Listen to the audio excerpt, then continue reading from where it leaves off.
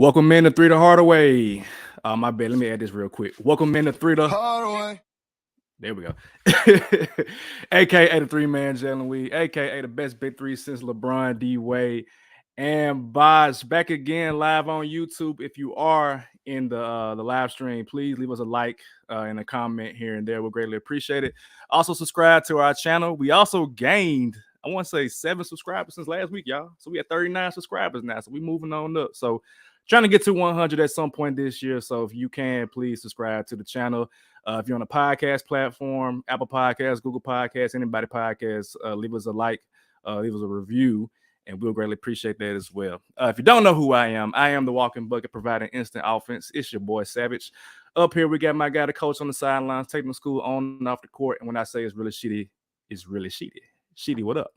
What's happening, Savage? Hey, man, we still, I know we're still in the beginning stages, but we haven't got enough people to tell us who was Bosh, who was Wade, who was Bron. So if you're listening, ladies and gentlemen, go ahead and mention us and let us know who was who. But let's go. Interesting. I'll be interested to know. I am left-handed player, but I don't know if I'm Bosh. Over here, we got your favorite DJ's favorite DJ, the sample man himself, Mr. Ted Shakir 2. What up? What's going on, gentlemen? Happy to be here, man. And y'all see the flash background. You know what I'm saying? I pointed the wrong way. There we go. There you go. I see the flash in the background. Just trying to stay my claim, man. I'm here for a good time, man. Yes, sir. Yes, sir. This is our first episode of 2023. So happy New Year to everybody that's watching and listening.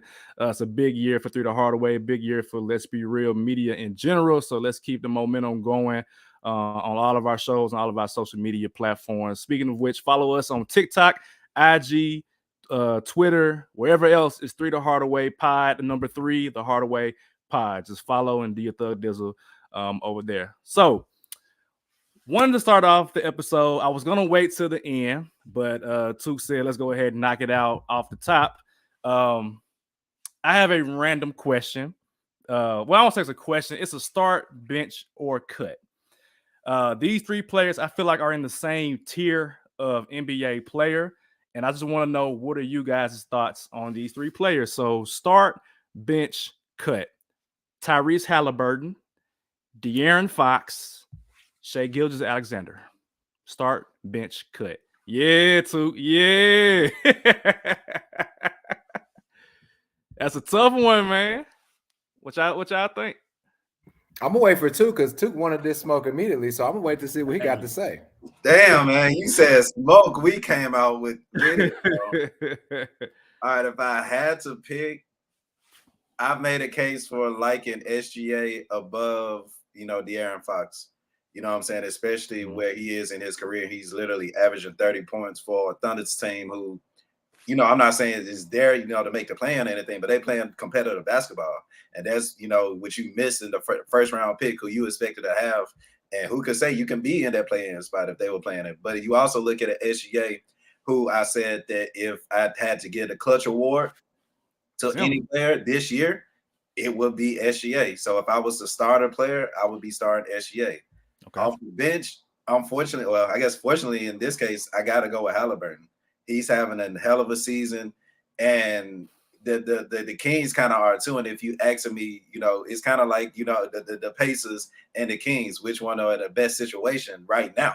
Because the Kings literally had to make that decision, and right now it's still at a top right now. But just the numbers Halliburton's putting up, and the fact that he's not a fake all-star, the fact that he will be an all-star this year. Thanks. I gotta bench Halliburton, and he'll be a 6-man type shit. So unfortunately, I love De'Aaron Fox. I love his game. I love the fact that the Kings may be in the playoffs, but somebody got to get cut. Somebody got to get cut. Okay. Okay. I'm glad you brought up these teams, in particular what Took just said. First and foremost, before I give you my picks, we need to start putting a lot more respect on the Pacers and what Rick Carlisle has been doing for them. And we definitely need to put more and more on the Sacramento Kings, because again, these are not the same 2 teams that they were last year. However, if I am to go ahead and tell you start, bench, cut, I'm going to start Tyrese Halliburton. My reason for starting Halliburton is he is, I believe, maybe leading the league in assists, but maybe like he's got 10 or 11 per game. He is one that's going to make sure the others are eating, so to speak. And then number one assist. No, he's 10.2 per game. Number one. 10.2. So I need him to start at this point to make sure the rest of the offense is going the way it needs to go, and also the defense as well, because he does have that long wingspan. And to come off the bench, actually, I am going to take SGA. Savage, you are instant offense off the bench. And I believe SGA will provide that instant spark that would be needed. And to the same point, I mean, De'Aaron Fox is having a hell of a season, but I would, in this scenario, cut him just because of what I believe the other two can bring just a little bit more than him in regards to how you start, bench, what I need from my bench, and then that's it. And so, again, Halliburton starts for me. I got SGA coming off the bench, and then, Fox is in a trade scenario at this point. I'm not mad at either one, to be honest, because I mean, all these players, all three of them, are playing at a all-star level, which is a great segue. All-star level. It's a segue for us. No. Who you picking? Who am I picking? Yeah, no. That's true. Like, he was trying to get out of it. First of all, he tried it. No. First of all, y'all know who I'm starting. No, of course. I'm starting Tyrese Halliburton. Right, so who you putting? He was my NBA young boy point guard. So I gotta go with Tyrese Halliburton. Sure. We already said he's a leader in assists, 20 points, 4 rebounds, 40, 50, 90. I mean, it's easy for me. I'm gonna go with Fox off the bench, man, because I feel like Fox, I mean, winning for me is more important. Shai Gilgeous-Alexander, I mean, he's having a phenomenal year. But I feel like winning is most important. Now, granted, the Thunder don't have their full team right now because they don't have Chet just yet. They might have Victor next year. We'll see. But I'm gonna reward winning by putting Fox off the bench and then having SGA being cut. But I'm gonna call him back in about 2 weeks to get him on that practice squad. So yeah, Halliburton, Fox, and I'm gonna go SGA with my cut. So now, all of which these players, I mean, they probably could be all-star, all three of them. If we being honest, and we recently did get the All-Star ballot fan returns, which means that we have fans, not professionals, not NBA players, not coaches, coming in with their results for who they voted for.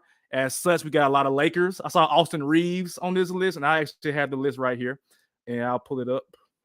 I saw Austin Reeves. I saw just other like random Kevon Looney that did not deserve to be on anybody's. How can you vote for Kevon Looney? I don't know. Anyway, so I'll go through them real quick. The top of the Western Conference front court, we got LeBron, Joker, AD, Zion, and Wiggins is here again for some reason. I know the reason, but for some reason. Of course, you know the reason. It's because he took the COVID shot. Stop playing with him. Whatever. And anyway, guards, you got Steph Curry, of course, Luka, Ja, SGA, the aforementioned SGA, and Klay Thompson, who is coming on strong with his performances. In the Eastern Conference front court, top 5, KD, Giannis. I know Tuka's happy about that. With KD having more votes. We don't talk about it. Oh, yeah. Joel Embiid, Tatum, Butler, and the guards, top 5, Kyrie, Spider Mitchell, Harden, Jaylen Brown, and Trae Young, who should not be on anybody's ballot, in my opinion. So, gentlemen, from this list, what are y'all's just immediate thoughts on what y'all see? I'm going to let Tevin go first since he's... Absolutely. I appreciate it. That's why I decided to call myself also the people's champ, because the people know what they want. Okay, Paul. They want to see the best player on the court. They want to see the best player in the game, not coming off the damn bitch in an all-star game. I'm sorry. I just feel the same way. That's just me. And then you also look at his running mate who's leading the guards. Shout out to mother freaking Kyrie Irving. I'm ecstatic about this, and I hope it stay the same. And then you also got who I look in the West. Come on, Russell Westbrook in the top 6 over Dame. And he hooping lately. I ain't gonna lie. Westbrook, but he's still coming off the bench. Hey, but look at his numbers coming off the bench though too. Before you go any further, Dame Lillard, Devin Book. Come on, man. Come on. Okay. Come on. Then I got, let me see, them two, and then of course top 10 Looney. That's just being in a big market. Top 10 Looney. Okay, too. No. You know I'm not calling him top 10. You looking at somebody who had to watch Zaza Pachulia troll his way into all-star vote selections. So Kevon Looney is no surprise to me, honestly, as far as a front court. Honestly, and this is just me being honest. The Warriors love their people, and they got China behind them as well. So hey, that's that on this. But other than that, Derrick Rose being over Darius Garland, that's kind of questionable as well for me. But overall, I like it. Like I said, as long as Kevin Durant is not coming off the bench in an all-star game because he's the best player in the league, cool with me. It's going to be between Joel and Tatum at this point. Oh, man. Immediate responses. I'll start in the front court. I'll go east to west like you did too. Actually, I'm switching up. I'll go west to east. So front court, LeBron, I mean, ladies and gentlemen, if you haven't been watching basketball, know what the hell the Lakers are. I think maybe on a 4 or 5 game winning streak right now. Yep. Again, not talk about that because again, the Nets were on a 12-game winning streak before they lost 1, but now they're 14 out of the last 16 have been dubs. But I look at the front court of the Western Conference, and thank God. What was that? What'd you say? Yes, you will. You will be there. In case you didn't know, this is my guy, Laurie from marketing. He's number 7 right now, but he will be making an appearance in the All-Star. He got my vote. That's all right. He got my vote. Hey. He will. What'd you say? Yes, you'll be there. If it weren't for the injuries, you might be starting like Andrew Wiggins was last season. You're right. You're absolutely correct. Not to play negative Nancy Sheedy, but compared to Paul George and Laurie, that's like double Laurie's voting. So he's not quite there, even when the All-Star game's in Utah.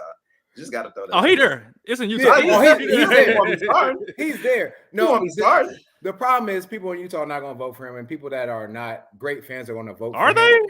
Look, he got a certain complexion out there. They should be, okay? But as you look at this, it's less than 500,000. I know there's at least that many people, if not more, in the state of Utah. Okay, you'll be back. Okay, we'll talk later. Yeah. And so we'll see you at the water cooler. So yes, you got to put in Laurie. To be honest, yes, Paul George is okay, but what he I'm played enough, man. He make a Laurie from marketing is making tremendous strides to the point. I'm telling you right now, I thought I wanted to trade him from Utah. Just keep him because I think his value is way too high that anybody's going to pay that price for Laurie from marketing because he will definitely be an all-star this season. But let's continue to the East.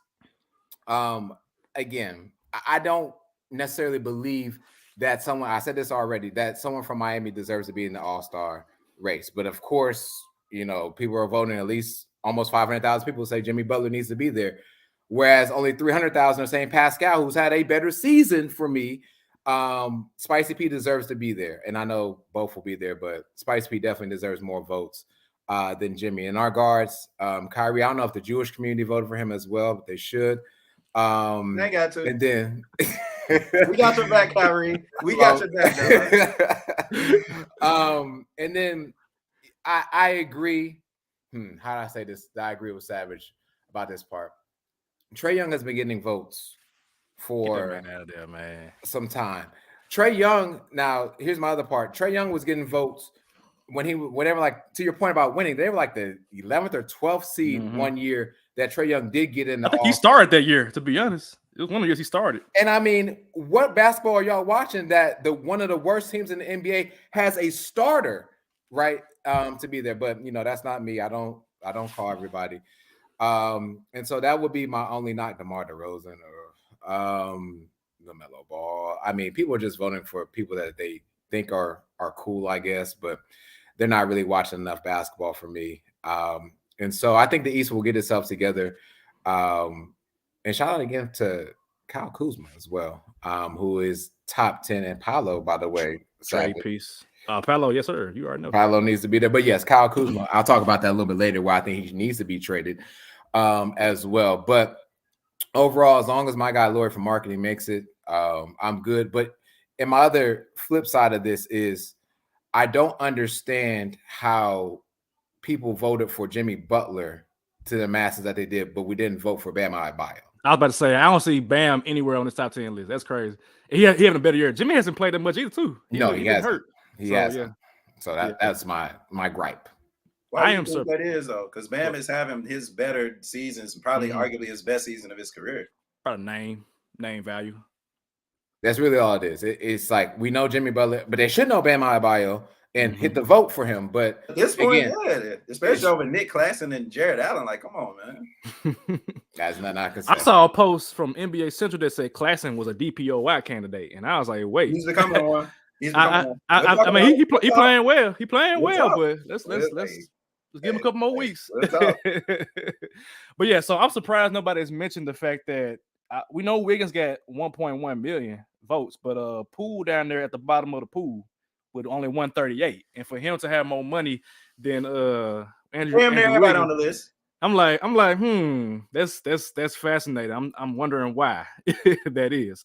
But from this list, I'm looking at just the usual suspects in terms of like random Lakers. Even, I mean, that's part of the reason why Kuzma is there, in my opinion, too, is like Lakers fans are voting for Austin Reeves, Kyle Kuzma, and what have you. I need to see more Jaren Jackson Jr., man. He, as a collective, LBR, as a collective, we all found some way to get on Jaren Jackson Jr., rightfully so, because he wasn't playing to the standard of what we know that he could potentially play. And this year, I'll be damned if that man ain't hooping. He's blocking everything coming at the goal. He's scoring off the dribble, going up on 2 feet and dunking the ball. He had 30 and 10 last game. So I want to see more love for Jaren Jackson Jr. from the fans, but we all know that the fans don't have a huge chunk of the percentage of who gets to the All-Star game, and that comes from like your players and your coaches. So hopefully they are willing to recognize that, you know, Jaren's having a pretty damn good year. But I see a lot of injuries, man. I see AD, he's hurt. Zion's hurt. Steph Curry is hurt. Who else is hurt on here? I think there's James Harden was hurt at one point. So the starters are going to be interesting because I don't think Steph Curry going to start. I don't think Zion's going to play. He had a hamstring. He ain't playing. AD, he had a foot issue. He not going to play. So the starters going to be looking kind of interesting. Steph coming back soon. Steph coming back within like the next week. He is? Okay. Yeah. Okay, hopefully he gets back to form then. So, but yeah, those are the All-Star returns. We'll get into the actual who we pick from the teams when we get into a little bit later this month, I believe, because the All-Star game is sometime around Valentine's Day, as it usually is. But so yeah, just wanted to kind of take a look at the All-Star ballot, see what's going on. But what? Go ahead. We got to see who gonna be the All-Star MVP too. We'll do that too. Kyrie winning the MVP would be crazy. Kyrie, Lord. Oh, here go. We got a comment from Fat Boy Fadeaway. They said Derrick Rose even snuck into the top 10. Right. I think that's just love for Derrick Rose, man. That's a lovable player in general. Just his story, you know, him scoring that 50 piece with Minnesota and just being a likable dude, man. Would he get in? I doubt it. But I mean, I wouldn't be mad if they'd have said, you know what, just give him another All-Star, vote, like Mike Conley last year. Yeah. Quick timeout. Did any of those 5 first rounds from Minnesota make it to there? I was just you know what? I didn't see Anthony Edwards. I did not see Anthony Edwards or Rudy Gobert or Karl Anthony Towns. You know, so there's been some slick talk about Ant-Man. They're talking about like he overrated, and I was this close to saying Ant-Man. I gotta see it, but we all know it's the coach, so we gotta wait. Yeah, we established that, Savage. Let's go down that rabbit hole. We established this because we know Ant-Man's potential. Like, you're a hooper, bro. Sheedy's a hooper. Yeah. Like, we see the potential. Like, let's not go there. That's a big dude. I know he's 6'8" and can score from anywhere. So well, yeah. And my point about bringing that up, it actually goes into hand in hand in what you're talking about with Jaren Jackson Jr. Mm-hmm. Rudy Gobert made it because of his defensive play. Jaren Jackson Jr. should make it because of his defensive play and what he can bring offensively. Yep. And so to have that was my segue for why Triple J should get the votes. But to say that he doesn't have that many votes to even be at the top 10, top 10, yeah, it's crazy. But and he's been playing it. He came back from the injury from the off season, and he's played every game. Has not been hurt. Stayed out of foul trouble. He hasn't been in foul trouble that much. So yeah, get a man some love, man. So speaking of scoring, we talked about Jaren Jackson Jr. scoring. There's been a huge outburst of just scoring in general across the NBA, and I actually have another picture of that we're gonna see. So this is not even updated with Laurie from Markkinen's 49 points from the other day. So from December 23rd, we have all these 40, 50, 60, and even a 71 point scoring game from Spider Mitchell. And and it's only getting, I'm gonna say, quote unquote, worse. Because I mean, I like seeing dudes put up buckets, but damn, can somebody sit in the damn chair and play defense? This is my thoughts on Spider Mitchell scoring 71 points and just the scoring in general. Is nobody like committed to playing defense? Where it's like at some point, all right, man, you got 40. That mess is stopping now. Pass the damn ball. I don't know how.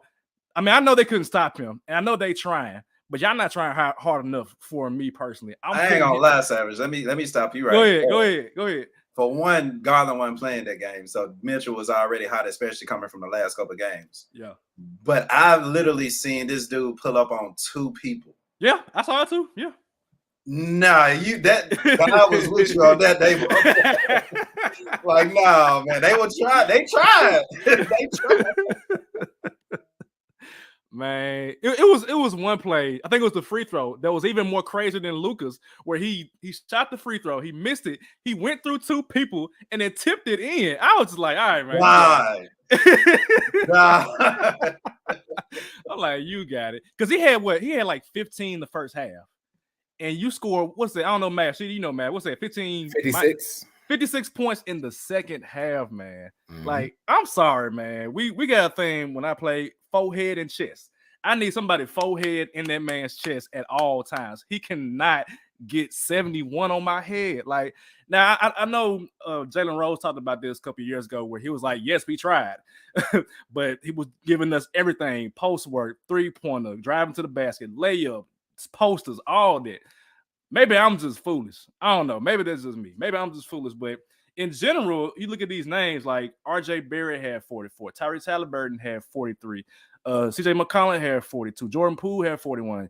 Zach LaVine, Julius Randle, who's not shooting threes like that, to score a lot of points. But I'm just like, damn, coaching, what we doing? Shitty, help me out. What's coaching for this? Let me rewind you about 10 seconds because there's a name that you just mentioned that needs to start going on All-Star ballots as well. That's Julius Randle. Yeah. That man has been having a phenomenal December. I think you tweeted about it too, or somebody did retweet that. And I mean, he's having a phenomenal season in New York. So that should not go without saying. In regards to, and also I know it stopped on the second, but Giannis scored 55, and then on the next night had a triple-double. By the way, ladies and gentlemen, pay attention to that. I know they lost to the Thunder after that. Oh, well. Or the Magic, whoever, doesn't matter. But anyways, point of emphasis here is nobody's playing to the level of playoff-type basketball right now, right? In regards to, like, defense, so to speak. Like, Luka's on this list multiple times. Yeah. And I get it. And I've watched many games with Luka. And it's like, yo, to the point that you guys made, you put the best defender on Luka. Yeah, that man is still scoring. Yeah, you can double him. He's still going to get through the double team or find a better way. And his triple doubles have increased this season as well. But the lid is open for this. To be honest, when I say the lid to the rim is just open, and these guys are scoring at will. And when they're hot, they are steaming hot. Even like you said, Halliburton with 43 against the Heat. Right, it hit the 3 at the end of the game. Like that was the closer. Like I don't get it. I really don't. I've had this conversation before with some friends back in Ohio. In the first 10 games, there were a lot of high 30s and 40-point games just to start the season. And I thought it would calm down by now, but it's not. It's going up. And so my only course of action is to think like, okay, what does this mean come playoff time? Because that's when all of these 70-plus games and all this is going to really matter. Ask Devin Booker, by the way, about 70 points and how much that matters. But I'm going to give everyone their flowers. You scored this amount of points.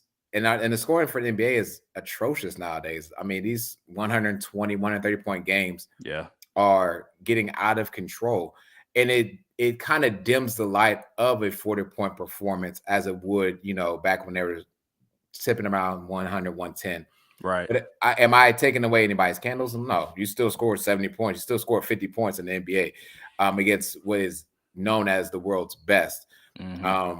Now, if I start seeing this in the playoffs, then we got a problem. Like it's back in the bubble. No, that was a little bit occasional with, what was that, Jamal Murray and Spider Mitchell going toe-to-toe with their 30, 40, 50 games. But this will all calm down.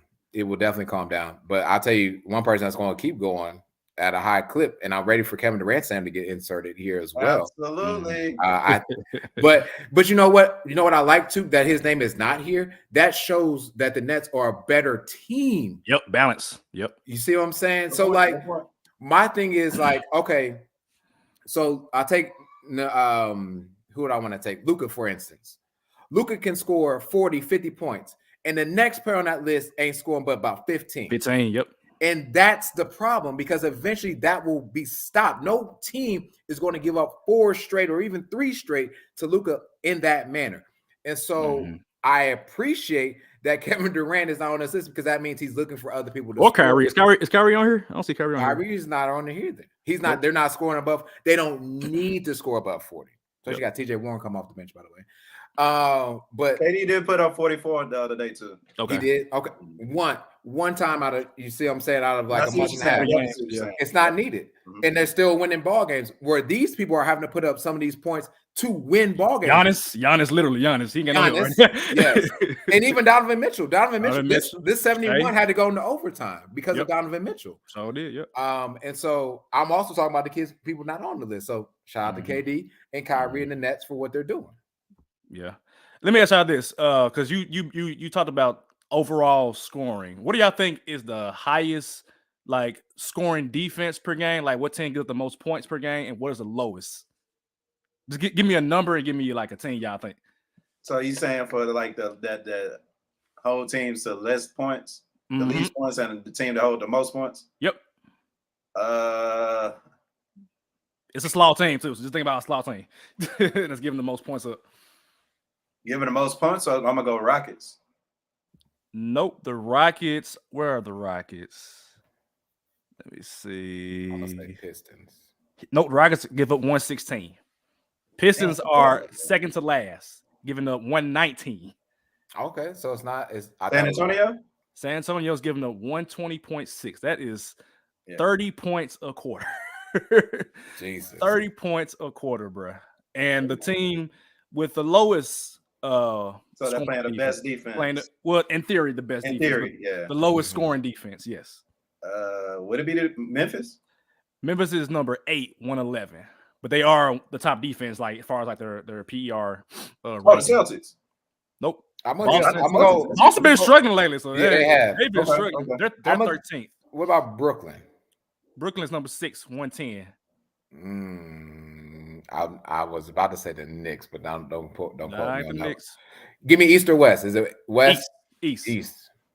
Playoff team. Contender. Milwaukee? Nope. I know you're not about to say the Cavs. Cavs, 106 points per game. And that's the best scoring defense in the NBA. I'm gonna give you the top 10. Top 10, I'm not gonna say the numbers, but top 10, Cleveland, Miami, no surprise for me, in my opinion. Philadelphia's playing good defense, Clippers, Dallas. Dallas because they play so slow. So that I'm not surprised by that. Brooklyn, Phoenix, Memphis, Milwaukee, and New York at number 10. Ooh, okay. Yeah. The bottom.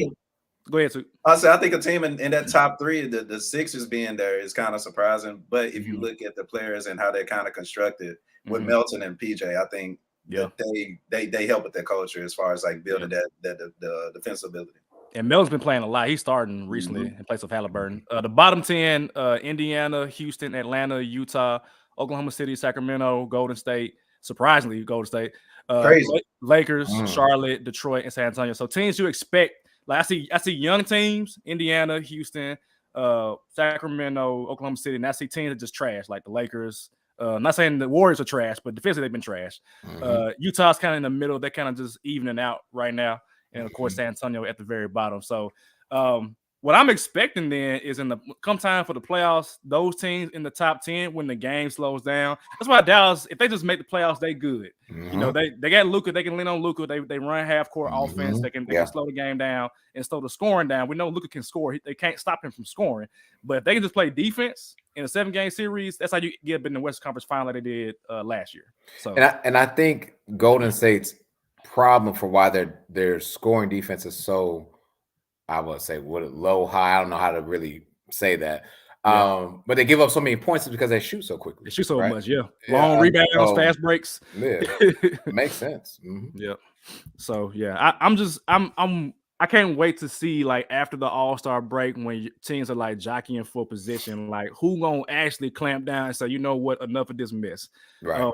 They talked about Dylan Brooks from the NBA University's Twitter and how he's like, ranked at the top of certain defenses, but not this season. I haven't seen a player go off on the Grizzlies just yet.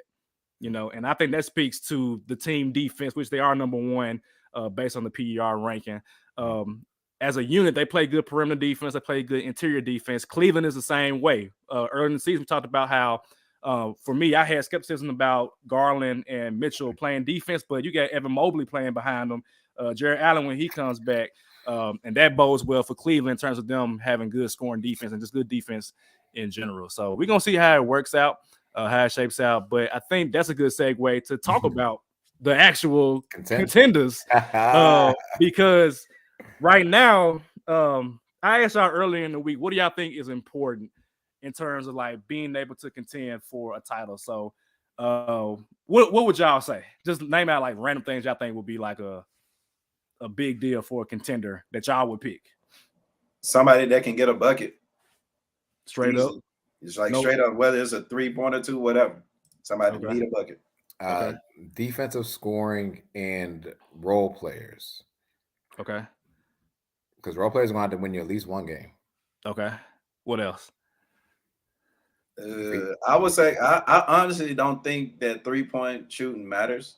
And this is something I actually thought about earlier this week. I think percentage matters. I don't think the number of attempts. Yeah. Right. Percentage matters for sure. But when you get into the nitty gritty, and if you really think about it, outside of the Golden State Warriors, what team that focused on the 3 has won a championship? And there aren't, besides them, there aren't none. So it's just a matter of, like I said, just getting a bucket. But that could be the name of the game changing though, because I mean Steph Curry literally is a groundbreaking player along with Klay Thompson with the way they shoot threes. So we see that even with I'm sure she sees it with coaching, the younger kids, they shooting threes like it ain't nothing. Like that's a warm up. I see I saw a video of some AAU kid was like 9 years old and he just dribbling ISO. I can't even imagine ISO basketball in AAU. When I played, we was like run past the ball, cut, move the ball, don't let it stick. You got players doing ISO dribbles, step back jump. I'm like, what is going on with the game? Now, granted, I understand because Kyrie does it and Steph does it. It's part of the game now, but is that going to be sustaining for winning basketball? Have we seen that happen? The Warriors pass the ball around. They shooting it, but they pass that ball around. It ain't sticking. So what I want to do, I want to figure out who do y'all think are your contenders? Like legitimate, like no question. Of course, we like midway through the season right now, obviously, but I'm looking at teams. I'm trying to figure out like, what do you think about this team? And can they actually like not fringe, but like no, they are a lock for they're gonna be one of the teams that should be raising up the trophy at the end of the season. So let's start out East. Is it before you continue? Go ahead. Is this saying keeping the team as is, or are we saying one move? Now we could talk about that in terms of like the teams that are on, like some teams still can make a move regardless of whether they contending right now or not to kind of solidify themselves. So like Boston, just as a random team, could trade for like Bogdanovich from Detroit. I think we should stay away from the shoulda, coulda, wouldas and kind of focus on the now. That's what I'm with. That's what I'm with. That's what I'm with. Because a lot of teams talk about trading, but they don't ever actually. I can say the Nets need another big, and if they get one, they're gonna instantly be champs. You know what I'm saying? But if they don't get one, they'll get Dwight. He over there in China. Man, I'm on that. I've been on that. I mean, what do you need him to do? And they told him they wanted a jump shot. They wanted a big that need a jump shot. So Claxton got one? None of my business. I was like, he ain't got one. I watched a lot of games. Yeah. All right, so out East, the current top 8, because I'm not going into the play in, right? I'm just not. You might. The current top 8. I'm gonna do 6. Top 6 right now. Boston, Brooklyn, Milwaukee, Cleveland, Philly, and New York are your current top 6 right now. From those teams, who would y'all say you feel comfortable enough to say that team could win an NBA championship? Boston, off top. Yeah, I think we all agree. I think we all agree about Boston. Even though they've been losing lately, that's just part of the season ups and downs. They still number 1 despite losing those games at random times. Brooklyn. Absolutely. I think Brooklyn is definitely a contender. Why? KD. Because they got rid of Steve Nash. Yes. Absolutely. And again, like nobody talking about Ben Simmons right now. Ben Simmons, your role is to distribute the ball, rebound, play defense. Do not worry about scoring. Can I say this about the Nets? My fault. Go too. I know you're about to say something about the Nets. Okay. Let me say this about the Nets. I believe, and I'm going to be on the side with the Nets and Kevin Durant. Kevin Durant remembers what happened to him last season. And I believe that once this playoff time comes, he's going to click a different switch. And with a different coach in mind as well. And I believe who should be in talks for Coach of the Year. Okay? Oh, yeah, absolutely. Yeah. I believe that once that switch gets flipped, the same way we've talked for years about how LeBron turns it on, I think KD is about to turn it to a whole different level come playoff time because he remembers what happened to him last season. And I don't believe Kevin Durant will let that happen ever again. Hey, Sheeta, I ain't got to say another word about the Nets. If you've been listening to this podcast, I done said enough. This is the most, as far as a collective, the most disrespected team that I've ever seen. Outside of, I guess, the bad boy Pistons, but they call it themselves. But like, you disrespected all these players too long, and like we had to argue last pod. Man, you ain't lying to KD, Kyrie, Ben. Damn, you ain't lying. Come on, dog. Like just straight up disrespect for no reason, at all. And I talk this out with anybody. Yeah. And then you got, like I said, we talked about this last podcast on Kevin Durant coming off the bench in an All-Star game. No, he's a player in the league, and I'm getting tired of saying it. I still want to see it happen. Just to see what happens with him. He a captain now. Ain't no way. No way, okay, so we got Boston, we got Brooklyn. Okay, and we're going somewhere with this exercise. All right, Milwaukee. How y'all feel about Milwaukee? Yes, as long as Giannis is still breathing life. Yes, Now that's a team that I have a proposed trade as well. But what you get then? Forward. What you get? You want me to really break the internet with this one? Yeah, go ahead. Listen, there was this tweet that I saw about a trade happening between Milwaukee and this other team that we haven't mentioned yet, because the other team has a superstar who is getting in the coach's way. So if Trae Young were traded from the Atlanta Hawks to the Milwaukee Bucks for Chris Middleton, I need Drew Holiday. If I'm Atlanta, they're not giving up, but they're not going to give up Drew Holiday because they're going to keep DJ. They're going to keep DJ. DJ becomes more of a focal point for you all, for Atlanta, not you all. Yeah. Atlanta had to birth Trae Young to be a superstar, and I don't think he was quite ready to be that. He got all that going on, took him to the Eastern Conference Finals. Yeah, he did all that, was all that. But he was still too young to be, I believe, in control of a team. DeJounte learned what it took in San Antonio and can now carry Atlanta as far as they need to go.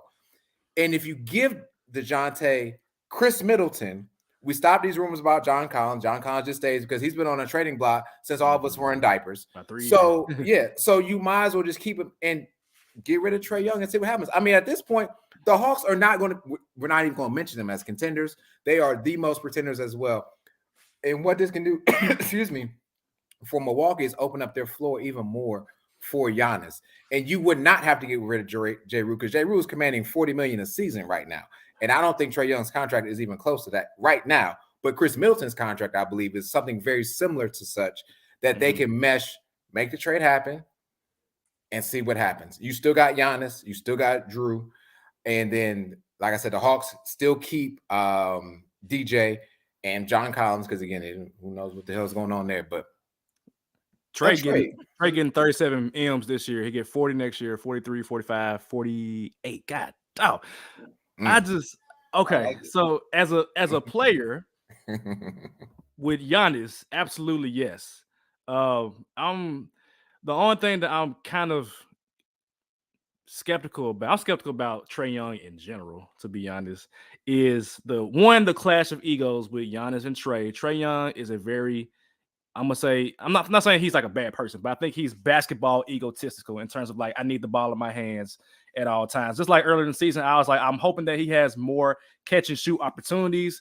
It hasn't gone up at all compared to like previous years with having DeJounte Murray. Granted, Murray been hurt before he came back, but still, it's like, I do think that Trae Young is not going to stay with Atlanta for the duration of his career. That's known for a lot of All-Stars recently, but there's some toxicity going on there. Now, that being said, trading Middleton and Trae Young, I need more than just Middleton, though, because Middleton look like damaged goods right now. So can I get Brook Lopez or...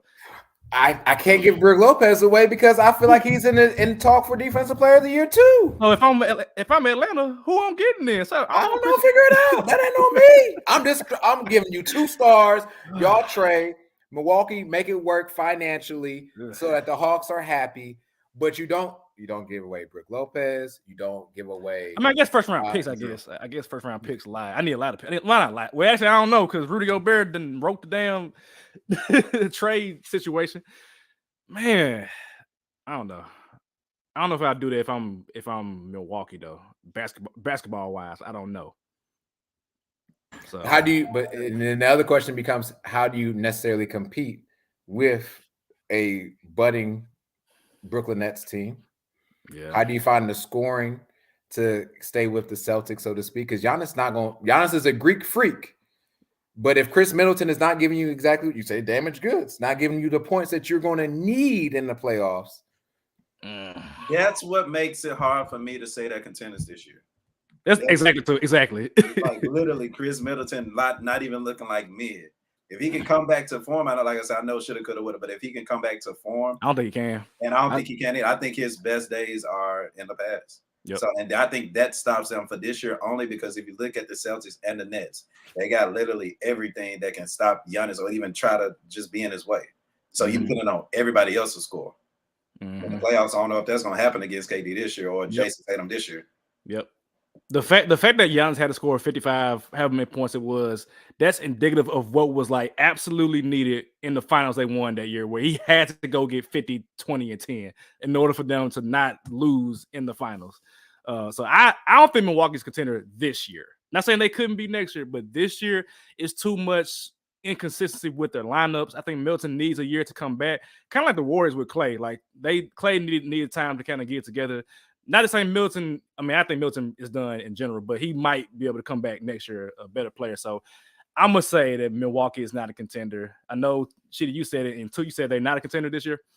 If so Middleton can come back, it's Middleton. I don't think so. So we're going to leave him off. Right now. We're leave him off. Yeah, I'm down 1-2. I'll take that. Right now. Cleveland.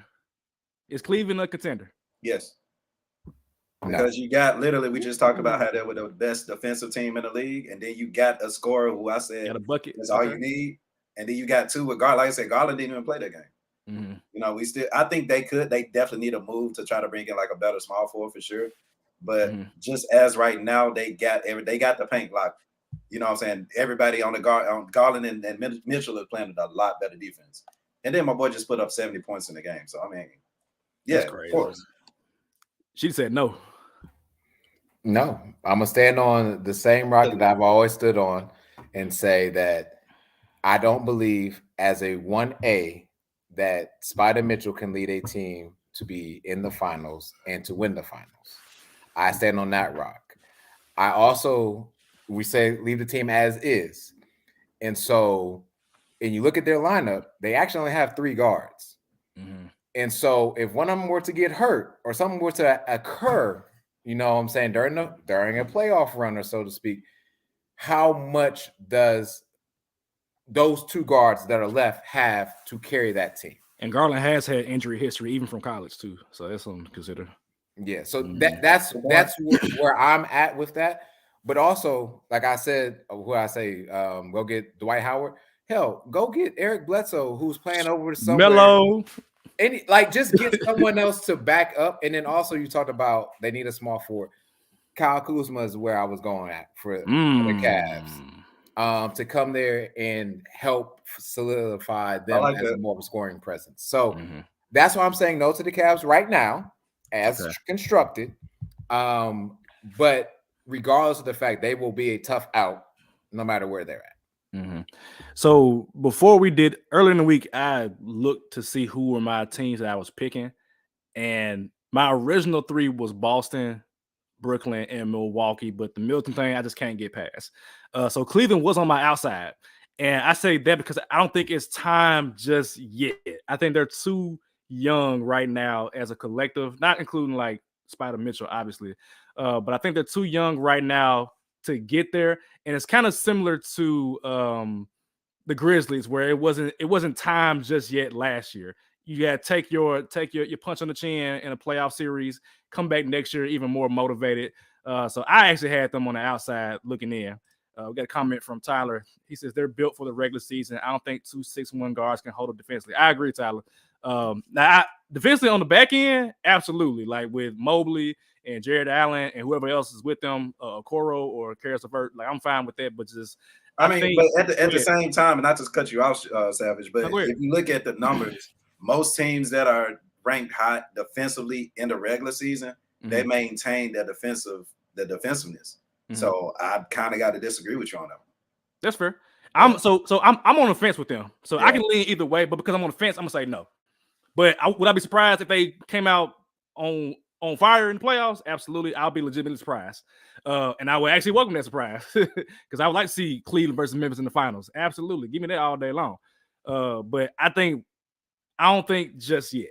So we're gonna hold them off for this exercise. I think because Boston would lock them dudes down. I think Tatum would lock in. I think JB would lock in. Marcus Smart would lock in. I think that'll be an interesting matchup.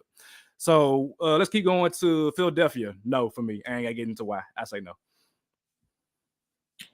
I say no, just because even though from top to bottom, this is definitely one of the better, arguably the best roster outside of like the old ages that Philly has ever had. But the players that are on there, outside of Embiid, James Harden, when it comes to when it matters most, what's the command for let's be real? If somebody show you who you are, believe them. You got James Harden. No matter how many dogs you got in Embiid and PJ Tucker and Harrell and Melton, you're gonna need James Harden to step up. And is he? Based on what we've seen in the past, absolutely not. And then you got Doc Rivers, who's gonna be in his own way. Y'all put me on the Doc River can't coach bandwagon a long time. I've been saying that since college. Literally since college. He ain't won a championship since college, so it's like before college. That was 08. Right. Before college, going into college, damn near. But nah, y'all put me on there. So just combination of two factors. I got to say no. Okay, Sheedy, what you think? Next slide. Say less. All right, and the New York Knicks. Sheedy's New York Knicks. I mean, they playing well. I'm gonna give them their flowers right now because Brunson is playing really well. Barrett had that 44-point game, and Julius Randle. I say trade him. I don't know why they holding on to him. Trade him while you can. They're playing well, but let's be real. I mean, New York ain't been a contender since Allen Houston, Larry Johnson. So next slide for me, and I'm gonna assume y'all are the same way. Yeah. So we got two true contenders in the East. We got Boston and we got Brooklyn. I think that's. But hold on, because Took, I think when you started this, Took said 4, and I've only heard 2 that we said yes. The Middleton thing was kind of. But no. I said the Nets. What up, Abe? I said the Nets, the Celtics. Y'all got me on the Bucks one, but I still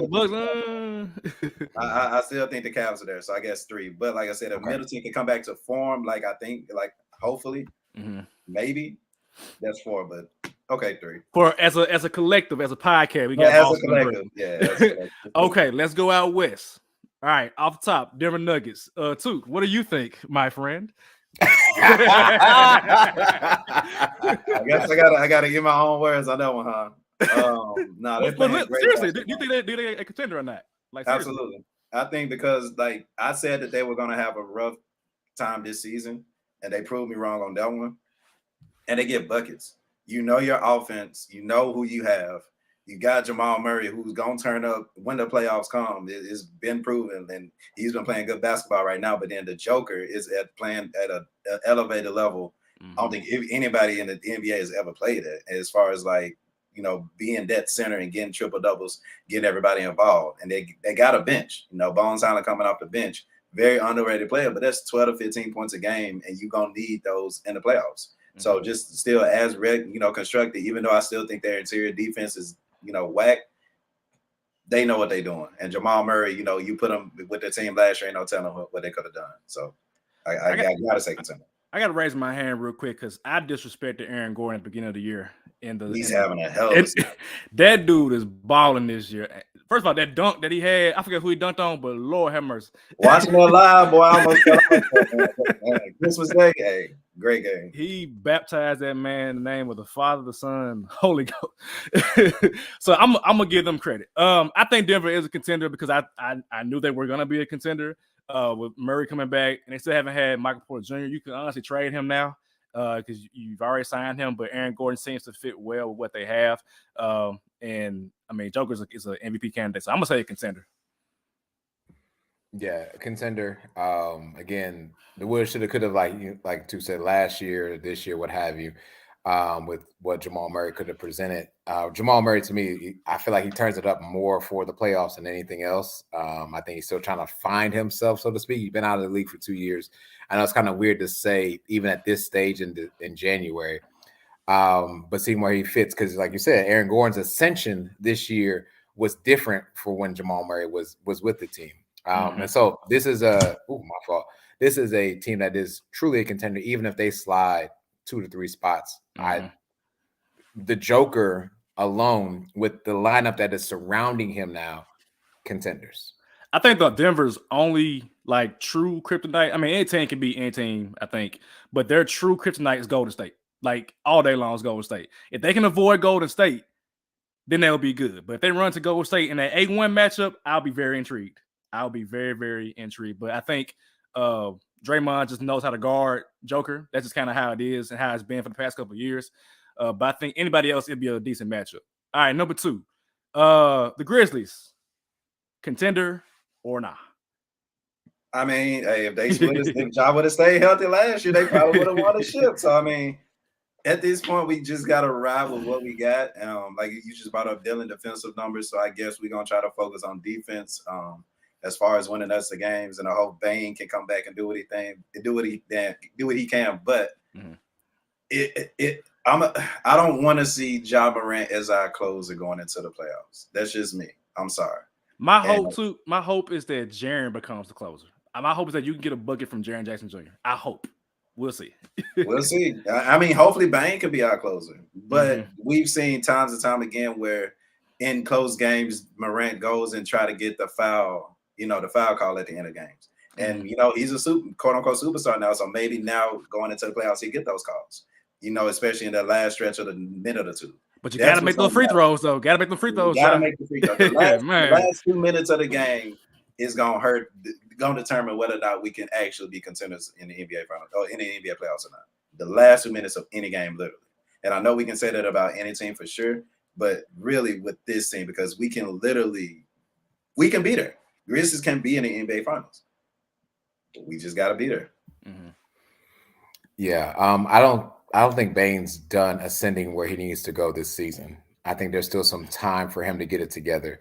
And I also think there's some more time for Triple J to acquire more offensive skill set as well to be possibly that closer for you. But I mean, to be honest, last season during the playoffs, when it came to closing out the Timberwolves, we gave it a 12.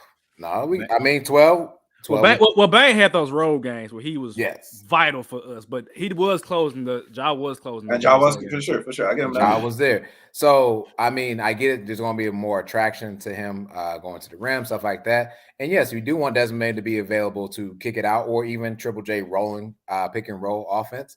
But I'm giving them contenders because I do believe there's still some more growth to be done with those two. And speaking of growth, we got another 7-footer coming back as well with Zaire. And I'm not saying he's going to be the guy, right, that takes Memphis Grizzlies over the top. I'm saying in times of, again, he could be. Exactly. He should be. There needs to be conversations about like role players and their roles and what Zaire can bring to us at 7 feet tall. And if he still be able to move the way he was moving already, his rookie season, ladies and gentlemen, we were putting him against the best of the best for the first, however many games Dylan was out. There was Zaire there. Zaire was the reason why we were in the places that we were. And of course, coming back from any injury is going to be tough, especially if you're growing and learning your body differently. It's going to be tough.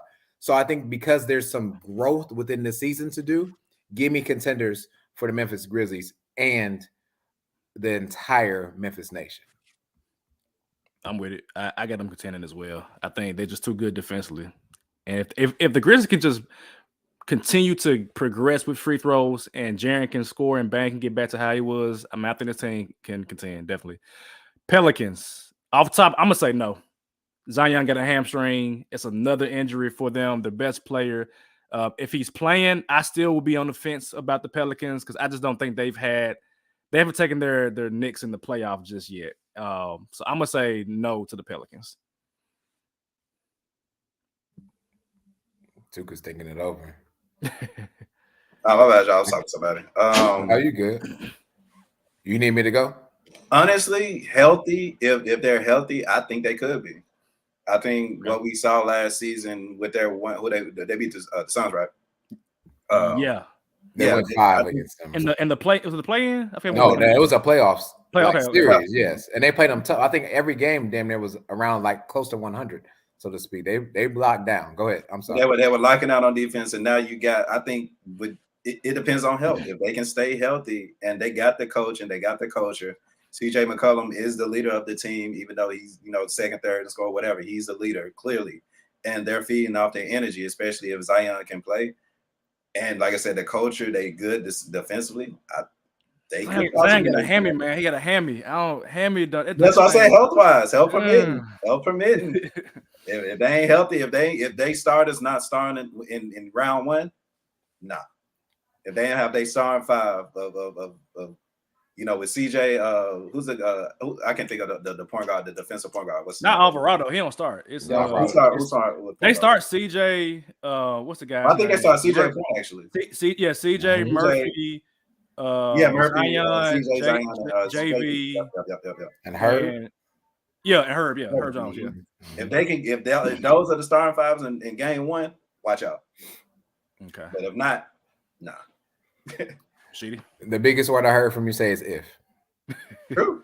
And so if they show you who they are, believe them. And I do not believe that the Pelicans will be 100% healthy and played enough games health-wise to be contenders. Mm-hmm. Brandon Ingram, that's like a private selection, KD, so to speak. Zion is a presence when he's available as well. But again, injuries and open hurt. Yes. And I mean, you have to, at some point, there's one thing that's not a statistic at all, and that's chemistry. If you're not understanding how each other plays defense together, how they run offensive sets together, speed-wise, like all these like little intangible things, it makes it very hard when you get into the playoffs. So to me, these are pretenders.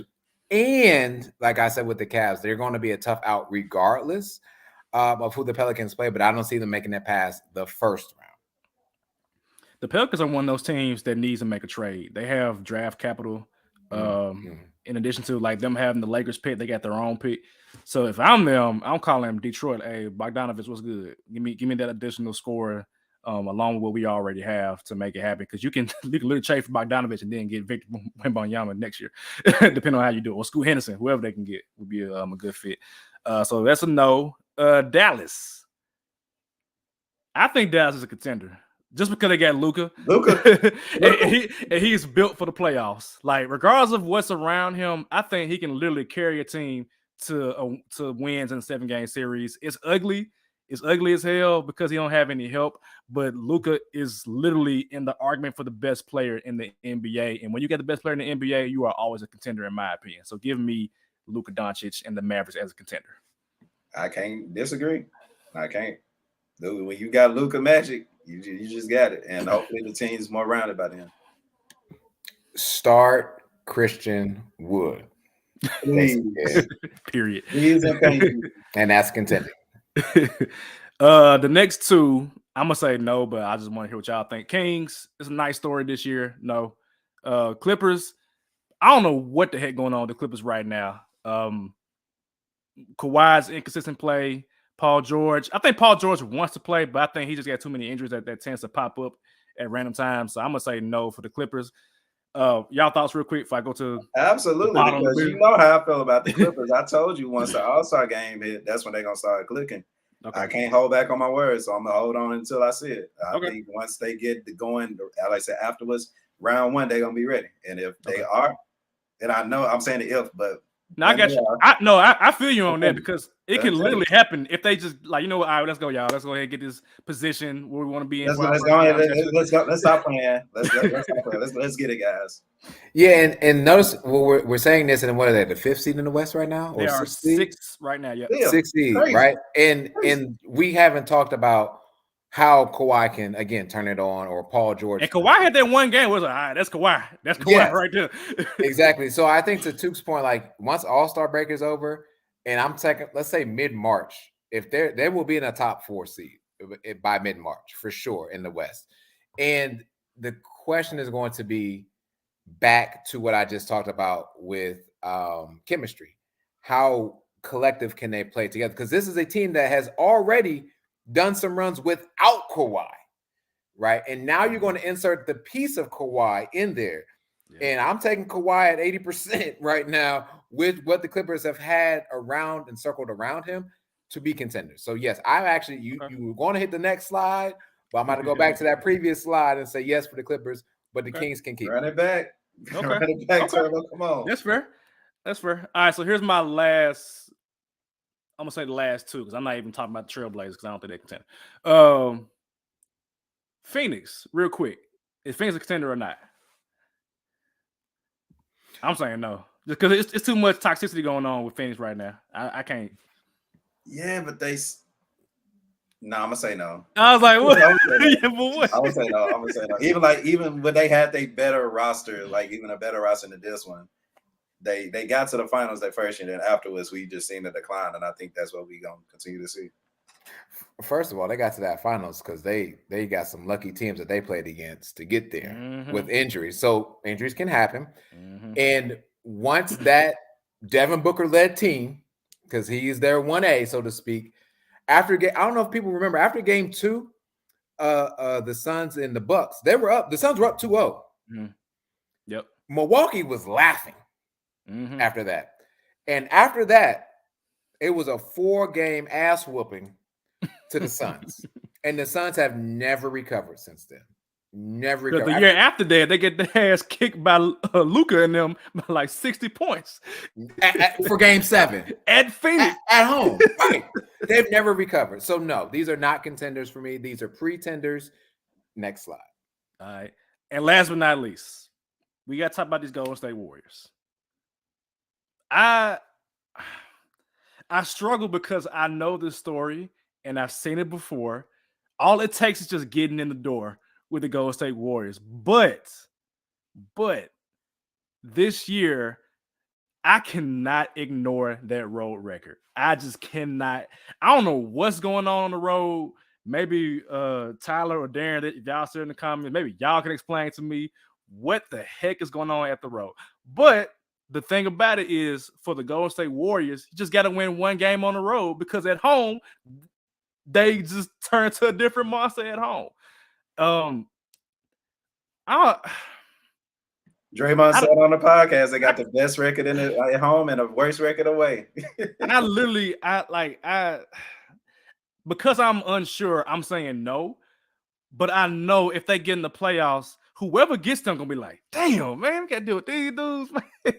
I don't know if y'all remember the old Tiger Woods commercial when he got hurt for the US Open and he was out for like months. There was a Nike commercial where it was a bunch of like golfers in the little locker room laughing like, Tiger ain't here. And then Tiger walks in and it's like, what's up, guys? And the locker room would just get quiet.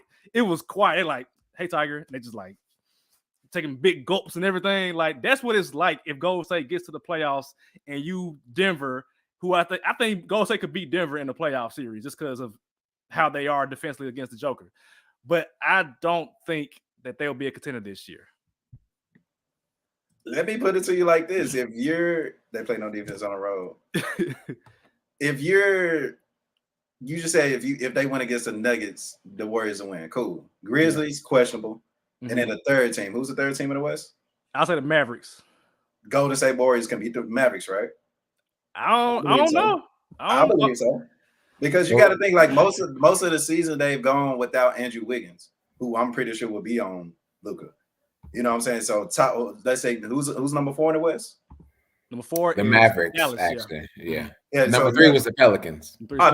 Warriors over the Pelicans. Yeah, that's I why mean, your only competition is the Grizzlies, which I wholeheartedly believe. Then you got to be a contender. It's just process of elimination for me. And then they're not playing their best basketball either. I think they'll turn up. They can turn back up, but they can be, to your point, they can be surprised. This could be their year because they don't have that monkey on the chip on their shoulder as far as winning another championship, without KD.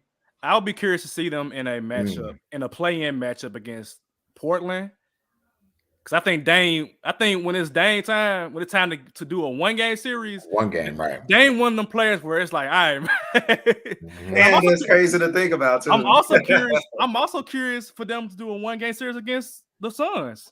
Because Chris Paul, he's a one-game player, too. We know Chris Paul, if Chris Paul is not hurt and he can play, we've seen him go at Steph Curry before he got hurt the next game. And the Jazz are there in the play-in as well, too, in terms of like a one-game matchup. But I think they can beat the Jazz. We're not going to discuss that. So I will, and that's fine. That's all that's needed. That's all that's needed. No, that was the past. And so if we were to, you're right. So if we were to stop right now, you would need the Warriors to win 2 games. 2 games, yep. And they will both be on the road because they would have to beat Phoenix if they they'll be at home against the Jazz, which I think they would win. No. The Warriors, it would be 7-8 plays each other, and then 7-8 play, and then 9-10 play. So they're at home against the Jazz, and if they win, they play either Phoenix or Portland on the road. Right, but I don't believe that will happen. I believe, to Tuke's point, I think first of all, Steph Curry, who has not ever been mentioned as well, should also be an MVP candidate because of what he has done. And you can see how this team is being without him. And to be honest, the Warriors are 6.5 out of the games of the first place. But if you look at what it takes to be in the 5th seed of Brandon Kings, they're only a game out from there. Yeah. And so this team will become a top 6 team for sure. And same thing I said about the Grizzlies. The Grizzlies need to get better away as well. I mean, they're approaching more 500. They also are part of their easier schedule of who they're playing. But you're going to have to pick up some stuff on the road. Now, I get it. Steve Kerr, a genius, great with the road record as well. But who's to say that someone won't steal one in the Bay as well, like the Detroit Pistons did the other day. In the Magic. So I'm putting it out there. Now the question is, are these contenders? And I believe until the season, I see a fully healthy team of the Warriors not be in the final 4 of all NBA teams. So like in the West Conference Finals, these are contenders. So Steph Curry, Klay Thompson will be game 6 Klay, but he might need to be more like a game 7 Klay now because they're going to be on the road. The only problem that's going to shoot them in the foot is when they're going to open up when they're going to open up the pools. So that one right there, that will be the Achilles heel of the Golden State Warriors, will be Jordan Poole. But I'll keep them as contenders for now. Okay. So just kind of run through our contenders as a collective. We got Boston and Brooklyn, so only 2 out east. In the West, we got 5 of them. You got Denver, Memphis, Dallas, Los Angeles Clippers, and the Golden State Warriors. So I wanted to go a little bit deeper, but we are at the hour mark, so I don't want to go too long for everybody. So we're going to revisit this conversation a little bit later. More? Yeah, we're going to revisit this conversation because I'm going somewhere with the contender. I'm going to say the circle. Now, I will say, depending on where the standings fall after All-Star break, I think that's probably when I'll redo it. It's after All-Star break. We're going to see who is where leading to the last stretch of the season, because Golden State could certainly come up into that top that top 5, top 4, depending on, because at some point them Kings and Warriors games gonna matter a whole lot, because the Kings are at the top of the West right now. Shout out to Sheedy for pointing that out earlier in the season. But yeah, so we're gonna revisit that conversation a little bit later, because I feel like it's gonna be very important. All right, anything else, gentlemen, before we get out of here? I will say this as well, since we're talking about the West, and we're talking about a team that we never really talk about is the Lakers. They're 7.5 behind. This is without Anthony Davis. This is a LeBron-led team. 7.5, realistically, they can beat one game and they're in the playing scenario. Now, I would love to see LeBron versus the Warriors. I would love to see that, just to see what would happen. I would love to see the Lakers. I need AD to come back, though, before I do anything else. I need AD to come back before I see anything else. I see Westbrook out there hooping, but it don't mean nothing right now. It don't mean nothing for me. Dennis Shooter is available all of a sudden. I don't know how long that's going to last. I mean, that's probably going to be out of here by the time we record next week. But I do want, if I'm going to give kudos to the Nets, as I should have, I wanted to say, hey, the Lakers aren't doing too bad. And Russell Westbrook, I'm not saying he's a 6th man of the year candidate, but he's having a lot of great and meaningful, impactful time that he's doing right now for the Lakers to keep them in a play-in scenario. Not a contender. I didn't say that, but a play-in scenario. It's crazy you brought that up, Sheedy, because they just worked out DeMarcus Cousins. And I know that he's not himself, but DeMarcus Cousins and AD, when they was with their Pelicans, hey, they both getting 40. It was and then towards Achilles a little bit late. You with LeBron James now, you ain't got to get 40, but that chemistry there. So just you may be on to something. I ain't gonna say playoffs, but if they can somehow maintain that play in, shit. But and to echo that point right there about DeMarcus Cousins, the Bryant for the Lakers, Bryant's nice. I mean, they drafted him, let go of him, brought him back. He's nice. My goodness, nice player. He's doing what he needs to do. Yeah. That's what I want. If more role players can understand what Bryant has been doing this season, he's been doing exactly. Score the ball when I'm real close to the rim, get the rebounds, hands up, try to block a shot if not there, but he stays out of foul trouble. Jaren Jackson Jr. He does what he needs to do. He is a very integral part of what the Lakers are doing, and it's not because of his points. He's just playing his role. I'm gonna give a shout out to a Memphis legend, Thad Young. Thad Young was talking to some high school players a couple, I don't know, it was months ago or a couple years ago, but like he was saying, like that's why I have longevity, because I know my role, I do it well, I'm cheering on the bench. Everybody has a role. Not everybody can be the star. I know everybody in NBA come in as a star from high school, some in college, even a smaller number in the NBA. But just understanding your role, that's how you win NBA championships. And all the contenders that we listed, they got people that understand their role, and it's going to be very, very important. That's why you see a lot of contenders getting role players. Like, hey, I need somebody that can shoot, somebody that can lock down on defense, somebody that can coach up my young point guard to make them better. That's why you see a lot of those teams go for those players during buyout season or trade season. So we're going to see a lot of it a little bit later in this season. I'm excited to get into it. So we're going to get up out of here, y'all. We will see y'all next week. Stay safe. Be blessed. Peace.